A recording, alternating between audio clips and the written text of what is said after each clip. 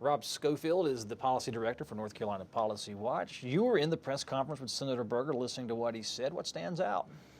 It was a familiar list, really, that he provided for us. It was I would argue, a very extreme conservative list on issue after issue, whether it was taxes, teacher tenure, unemployment insurance, 3 or 4 other issues, the eugenics program.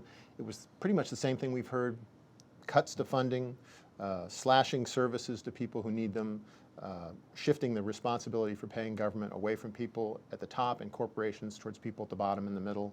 From my perspective, a very regressive and extreme agenda, and I was frankly disappointed that I didn't hear any really sort of nods to moderation, as I think maybe we did in Governor McCrory's, some of his recent statements. Tax reform took a lot of the time and a lot of words from Senator Berger, including the possible elimination of the income tax for those people, families, and corporations in favor of a broadened sales tax. Your thoughts? Well, everybody likes the idea of tax reform, but what we're really talking about here is taking our tax system back 100 years. I mean, the basic structure of the tax system is stable because we have an income tax, we have a sales tax, we have other basic taxes that capture fair amounts of our economy. When you do away with the income tax, you're basically shifting the responsibility onto people in the middle at the bottom. It's a very regressive approach, and it makes the tax system less resilient during economic downturns. There were questions in the press conference about that fact. How are you going to deal with that, Senator Berger? And I didn't think he really had much of a response other than, well, we'll just try to project what's going to happen. I've heard Democrats say our tax system is outdated, and I heard them say it when they were in the majority. So what's the beef when a Republican comes out and says the same thing? He's right about the fact that the tax system is out of date. And indeed, the sales tax should be broadened to include some services that aren't in there right now.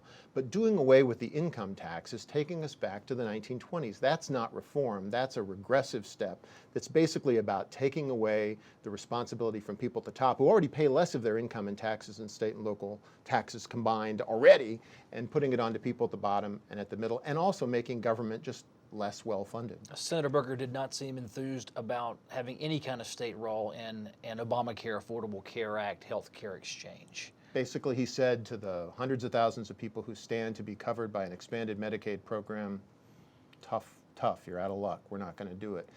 I'm not sure whether he can pull that off. I actually think there are folks, we know there are Republican lawmakers who've been elected in the recent election who actually favor expanding the Medicaid program. We know that the healthcare industry and the insurance industry actually thinks it's a good idea.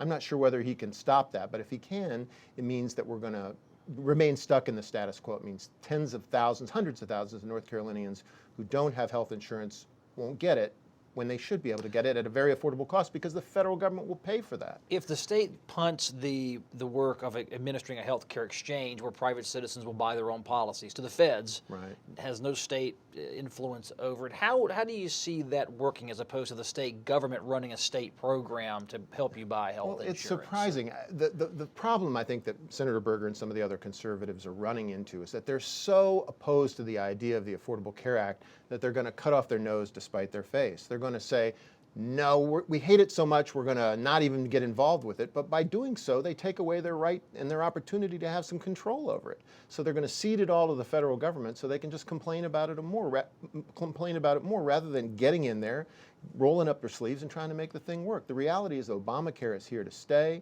We need to make it work, and their input would be welcome. But if they're just going to take the ball and go home, I think they're really shooting themselves in the foot. Unemployment insurance benefits, apparently the state was gearing up, the Senate was gearing up to reform it. Federal law says apparently no new federal benefits if you change the way you structure your benefits package.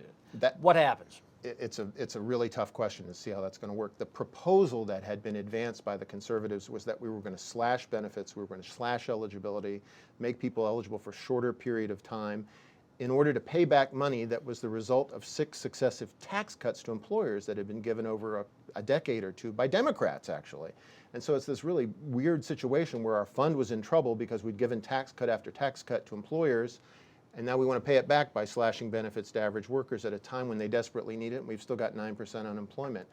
I'm hopeful that the federal action will cause them to have second thoughts about plunging ahead, because if they do, that's a recipe for jump-starting the recession in North Carolina. It's going to take more money out of the economy, more money out of businesses, stores, the places where people who are out of work spend their money.